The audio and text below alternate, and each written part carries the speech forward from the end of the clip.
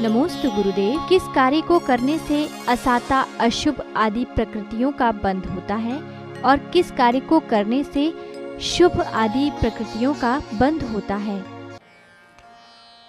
असाता, अशुभ और दुर्भग आदि जो हैं, ये सब अपने ऊपर आए हुए दुख के समय दुखी होना, शुभ ज्ञान दूसरों के निंदा करना, अपवाद करना, दुर्भग यानी किसी कर्महीन की हंसी मजाक उड़ाना, उसकी अवमानना करना, 3 काम है। अपने ऊपर आए हुए दुखों के आर्त करना, दुखी होना। दूसरा जो है शुभग, जो दुर्भग जो है, दुर्भग नाम कर्म जो बंद होता है, वो जिस समय कोई व्यक्ति पुण्यहीन है उसकी हंसी मजाक उड़ाना, उसके दुखों का फायदा उठाना, उसका शोषण करना, ये सब दुर्भग नाम कर्म के बंद होते हैं। अशुभ नाम कर्म के बंद होते हैं जब व्यक्ति सारी दुनिया को शुभ को भी अशुभ के रूप में देखता है, धर्म को भी अधर्म के रूप में देखता है,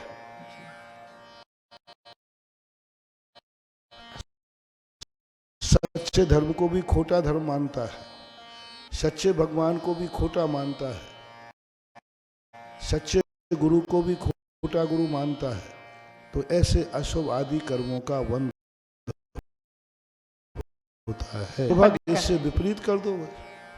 जो दुखियों के दुख दूर करता है, अपने दुखों में क्षमता धारण करता है और जो गुणी जनों के प्रति प्रमोद भाव लाता है, उनको अच्छा बंध होता है। जो बिना सोचे समझे किसी का भी अपवाद करते हैं, किसी की भी बुराई करते हैं, किसी की निंदा करते हैं, किसी का अपयश फैलाते हैं, तो उनका एक दिन ऐसा दुर्भग नाम कर्म का उदय होता है कि उनका भाग्य कभी छेदता ही नहीं। और जो अच्छे लोगों को अच्छा मानते हैं और गुणवानों के प्रमोद भाव लाते हैं, गुणियों को देखकर प्रमोद भाव लाते हैं, उन्हें शुभग का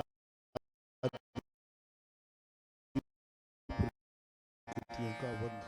यश कीर्ति नाम कर्म का अर्थ है, यश और अयश 2 है। जो दूसरों का अपयश करता है, दूसरों की निंदा करता है, दूसरों के अपयश फैलाने में रुचि लगता है, बहुत अपयश फैलाता है, उसको थोड़ा पता चल जाए तो वो 10 लोगों से कहता है उसको ऐसा नाम कर्म।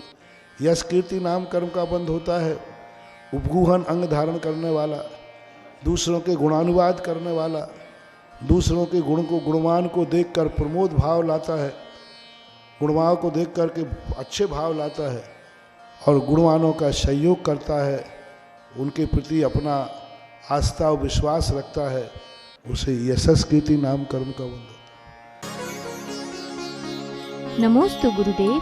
श्वेतांबर जैन मुनि ऐसे शास्त्र लिख रहे हैं जिनसे आगे चलकर ये साबित किया जा सके कि श्वेतांबर धर्म दिगंबर धर्म से पुराना है। ये अंतर्राष्ट्रीय मंच है, किसी भी प्रमाण के बिना किसी के ऊपर कोई बात का आक्षेप करना, क्योंकि ऐसी उनकी दुर्नीति है, इसकी प्रमाणिकता क्या है आपके पास कि ऐसी दुर्नीति के कारण वो कर रहे हैं। हर व्यक्ति अपनी बात को स्थायी करना चाहता है, हर व्यक्ति अपने मत को अनादि अनंत सिद्ध करना चाहता है। अब इस संबंध में हम ऐसे खुले मंच से किसी भी व्यक्ति का इस प्रकार की बात कहना मैं नहीं समझता हूँ कि ये उचित होगा। आप वो जो कर रहे हैं आप खुद क्यों करिए, आप अपने शास्त्रों को इस प्रकार के आविष्कार करके आप स्वयं लिखवाना चालू कीजिए और दिगंबरों को भी अपने शास्त्रों को अधिक प्राचीन बनाने के लिए कार्य करना चाहिए, ऐसा मानना चाहिए। ये बातें सार्वजनिक रूप से इस प्रकार का डिस्कशन करने का योग्य नहीं है, क्योंकि प्रजातंत्रीकरण में इस प्रकार की भाषा किसी लाइव स्टेज से बोलना उचित नहीं होता। नमोस्तु गुरुदेव। सम्यकदर्शी जीव क्या 7 भयों से मुक्त रहता है? सप्त भय से मुक्त अपनी अपनी भूमिका के अनुसार। अविरत सम्यक दृष्टि श्रद्धा की अपेक्षा 7 भयों से मुक्त होगा, क्रिया में नहीं होगा। वो कहेगा कि मैं मर नहीं सकता हूँ, लेकिन सांप सामने आ रहा है तो भाग रहा है। लेकिन श्रद्धा में उसकी परिणति, देशभक्ति का भय जो है कुछ हद तक तो वो सहन करेगा, उसके बाद महावृत्ति का अलग। ये जो 7 भयों से मुक्त जो बात पूज्यवर कुंद महाराज ने श्री समय सार के अंतर्गत कही है, वो मात्र कहने का अभिप्राय उनका था वीतराग सम्यक दृष्टि, क्योंकि वीतराग सम्यक दृष्टि सप्त भयों से मुक्त होता है। सराग सम्यक दृष्टि का श्रद्धा में सप्त भय मुक्त है, क्रिया में वह भय कर सकता है। नमोस्तु गुरुदेव। हमारे पूर्वजों के जिन मंदिरों की देखभाल और सुरक्षा करने से हमारे जीवन पर क्या अनुकूल प्रभाव पड़ता है? पूर्वजों की कोई भी थाती हो, उसकी सुरक्षा, उसकी रक्षा, वंदना, आराधना करने से व्यक्ति हमेशा पूर्वजों की छाया उन पर बनी रहती है। ऐसे लोग कभी अनाथ नहीं होते, ऐसे लोगों पर कभी बड़ों की छाया का अभाव नहीं होता, क्योंकि ऐसे लोग हमेशा ऐसे नहीं होंगे कि अब उनके परिवार में किसी की छाया ही नहीं रही, अनाथ हो जाते, क्योंकि उन्होंने पूर्वजों की उस संस्कृति की रक्षा करने का भाव किया जो संस्कृति पूर्वजों ने स्थापित की थी। तो हमारे जीवन पर भी उन पूर्वजों का ऐसा आशीर्वाद मिलता है, ऐसी कर्म प्रकृतियों का बंध होता है कि वह व्यक्ति कभी भी अपने जीवन में अकेला महसूस नहीं करेगा, अनाथ नहीं होगा, असहाय नहीं होगा। जब भी कोई विपत्ति आएगी, कोई ना कोई उसको साया छाया देने वाला मिल जाएगा। नमोस्तु गुरुदेव। पृथ्वीपुर में जो आगामी पंच कल्याणक होने जा रहा है, उसके लिए हम ऐसा क्या करें कि ये पंच कल्याणक बहुत भव्य हो? कोई भी कार्यक्रम के लिए स्थानीय व्यक्तियों का पुण्य तो होता ही है। सबसे बड़ा पुण्य तो आपका ये है कि आप पंच कल्याणक कराने के लिए इतने वर्षों से समर्पित थे, इतने वर्षों से समर्पण था आपका। और जब मैं राजस्थान में था तब भी था, और हमेशा एक भाव करते थे कि पंचकर्मा करना है, पर ना तुम्हारे हाथ में था ना हमारे हाथ में। सबसे बड़ा पुण्य तो तुम्हारा यही उदय है कि तुम्हें आचार्य श्री का आशीर्वाद मिल गया। वो तुम्हारा श्री, यदि उनका आशीर्वाद नहीं मिलता तो मैं कुछ नहीं कर सकता था, और तुम तो जो कर सकते थे भावना भाव बस। लेकिन बहुत अच्छी तरह से उन्होंने दोनों हाथ से आशीर्वाद दिया, और उस आशीर्वाद का परिणाम है। और जहाँ गुरुओं का आशीर्वाद हो जाता है, वहाँ फिर सफलता पर विकल्प नहीं किया जाता। हमारे आचार्य श्री हमेशा कहते हैं कि आशीर्वाद जब मिल गया है तो ये मत कहो निर्विघ्न संपन्न हो, ये मत बोलो, ये बोलो सानंद संपन्न हो। आशीर्वाद मिलते ही विघ्न तो वहाँ पर वहीं पर खत्म हो गया। अब तो आनंद की बात है। जब आचार्य श्री का आशीर्वाद मिल ही गया है तो अब आनंद ही आनंद आना है। देखते जाओ क्या क्या होना है, ठाट भी होगा और बाट भी होगा। नमोस्तु गुरुदेव। मंदिर जी में जप करते समय मन कहीं और चला जाता है, तो मन को कंट्रोल करने के लिए क्या करें? वो जाएगा, क्योंकि जाप करते समय भी तुम लोग निर्विकल्प होके जाप नहीं करते हो, सविकल्प होके जाप करते हो। और 24 घंटे मन जहाँ दौड़ता है, वो दौड़ते हुए मन को 10 मिनट के लिए कंट्रोल करो, तो वो जल्दी कंट्रोल नहीं होता है। जितना मन लग रहा है उतना ही अच्छा है। फिर माला फेरते रहो। 108 बार में एक बार भी नमोकार मंत्र में मन लग गया, एक माला में 108 मोती होते, और एक नमोकार मंत्र में मन लगा 107 में नहीं लगा। तो आपको 100 मालाएं फेर लेना चाहिए, तो एक माला का मन लग जाएगा। यही तरीका है। नमोस्तु गुरुदेव। जिन देवताओं को सवारी के रूप में हाथी, घोड़ा इत्यादि बनना पड़ता है, तो क्या उन्हें कष्ट होता है? नहीं, उनको कष्ट नहीं होता, उनको अपमान का कष्ट होता है। एक देव उनके ऊपर बैठता है, वो भी देव हैं, तो उनकी मान हानि होती है। शारीरिक कष्ट तो नहीं होता, मानसिक कष्ट बहुत ज़्यादा होता है।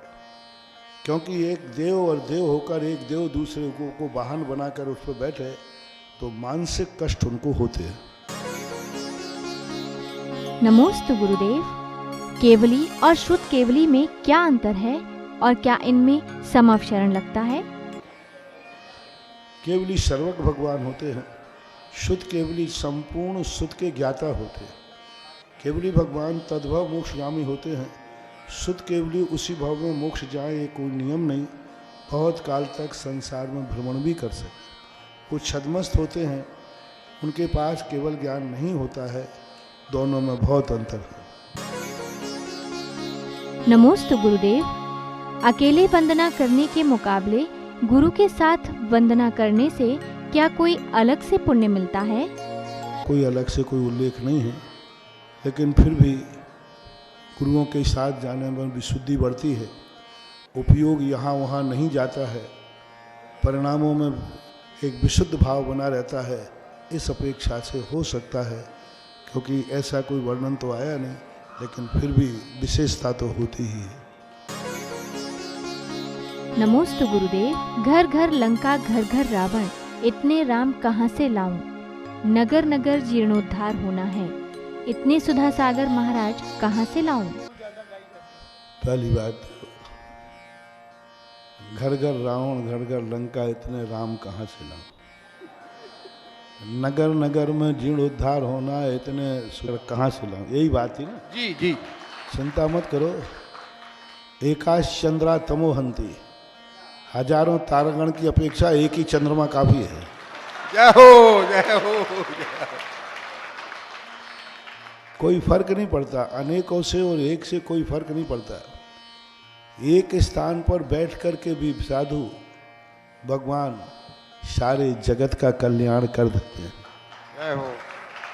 एक स्थान, आज प्रातः काल का ही प्रवचन दिया था महावीर कॉलोनी में, टीकमगढ़ में, कि कुछ नहीं दिया, बचा नहीं पाए नाग नागिन को पारसनाथ, लेकिन उनके सामने पहुंचते ही पता नहीं नाग नागिन को क्या हो गया।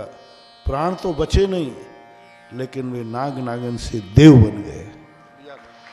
आज प्रातः काल का प्रवचन बहुत महत्वपूर्ण था। हाँ सुना। और उसमें ये बात इतनी बड़ी महत्वपूर्ण थी, साधु कुछ देता नहीं है, उसके देखने मात्र से।